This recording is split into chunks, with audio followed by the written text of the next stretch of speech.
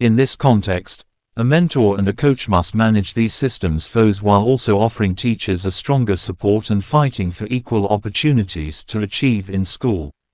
Several theories which have been put forward assert that highly supported teachers will enhance their stays on the teaching service and also make positive impacts on the school communities. Consequently, it becomes pertinent to improve the approach in implementing the best practical and organizational mentoring and coaching frameworks to solve both short-term teaching difficulties and long-run systems problems. This role entails supporting and motivating teachers and students, navigating through the system's policies and structures, as well as fighting for equity for learners in education systems. This development activity hence is aimed at improving the coaching strategies so as to give new teachers a more efficient support and hence promoting culture of improvement and equity in the teaching fraternity.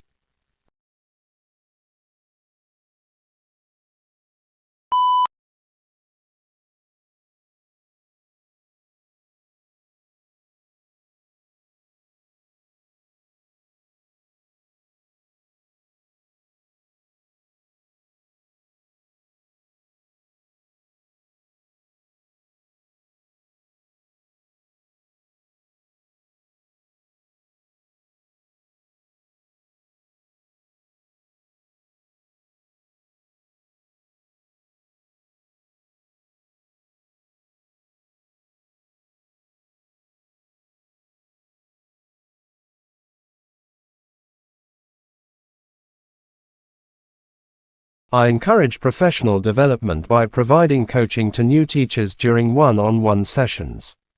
These sessions are very crucial to the first years as they aim at managing their classes and helping their students. I can recall an instance when I had a new teacher by the name of Sarah who had a serious issue controlling the students' attention. Through the week-to-week communication we were able to develop individual strategies that would help her majorly in lesson plan and class practice, which improved her classroom practice. Mentoring is not only restricted to teachers, but it also concerns students. As a teacher responsible for managing our school debate team, I educate students on how to become better speakers and critical thinkers. This role includes such features as the coordination of the practice sessions, the giving of comments and participation in competitions with the team.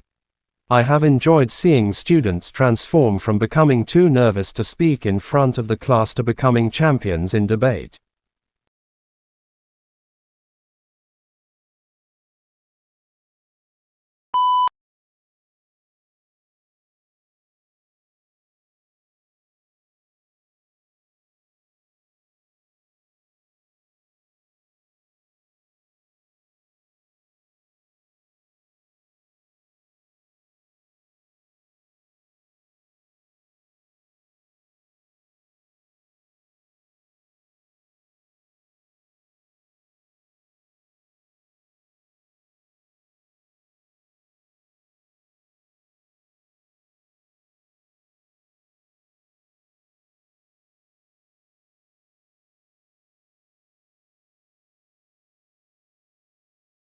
Since the homelessness sector was founded 50 years ago, the number of people living in housing precarity and sleeping rough has increased, and the scale and severity of the problem calls for deeper thinking for a solution.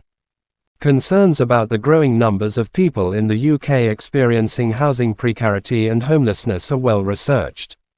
However, the inequalities caused by intersecting identities in relation to the vulnerability of individuals to sleeping rough and housing insecurity has been neglected in literature and also in UK policy. Titled, "How far might the use of an intersectional lens improve policies towards homelessness and housing insecurity in the UK?" This dissertation utilized the method of secondary research to investigate such connections.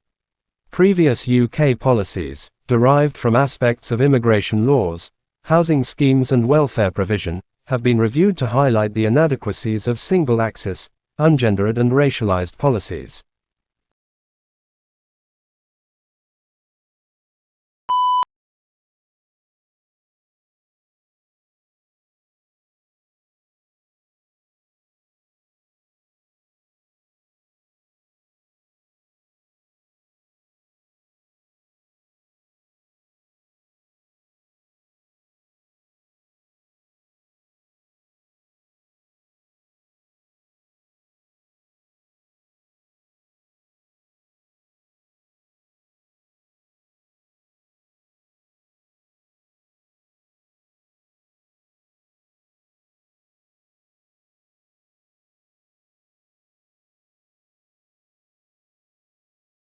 The continuation of damaging austerity measures and intolerant treatment of minorities has created a hostile environment, where upward mobility is inhibited, especially for those experiencing intersecting inequalities and their families. Restricted wealth and asset-building capacity can be traced to intersecting histories of systemic racism, e.g., segregation, redlining, exclusion from public assistance programs, sexism, colonialism, and intergenerational poverty. Given these inadequacies of the reviewed policies in addressing such inequalities, the next chapter will offer recommendations for incorporating an intersectional lens into future policy design and implementation. Recommendations will be made to offer further support to those facing oppression that is not reducible to a single category, in order to provide them with more economic stability and housing security.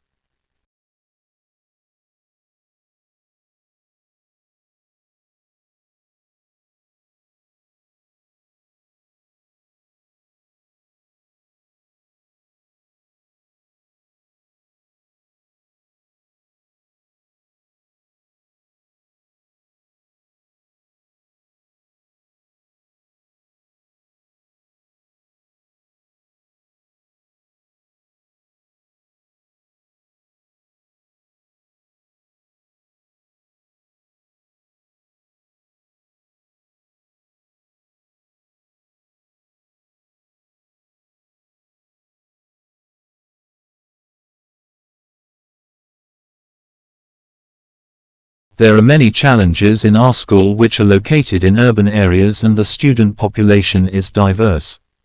This position can be discussed based on the following considerations.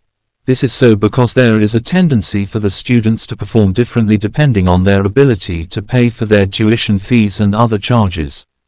As much as we have tried to expand the offering of education, achievement still follows a similar pattern. This is further compounded by the fact that many of the programs are underfunded and often lack adequate resources to adequately support the needs of the clients. This is not exclusive to the schools and can be attributed to other national trends in the United States. Research has noted that disparities in learning outcomes among children in the low and high SES learning environments are widening, which has necessitated more targeted approaches. This has led to the introduction of such activities such as after-school tuition and mentorship at our school. However, these efforts are limited by lack of funding, a factor which is not new in literature regarding education inequity. These disparities are also a subject to the new national policy known as Every Student Succeeds Act (ESSA) that mandates all schools to be accountable for every student subgroup.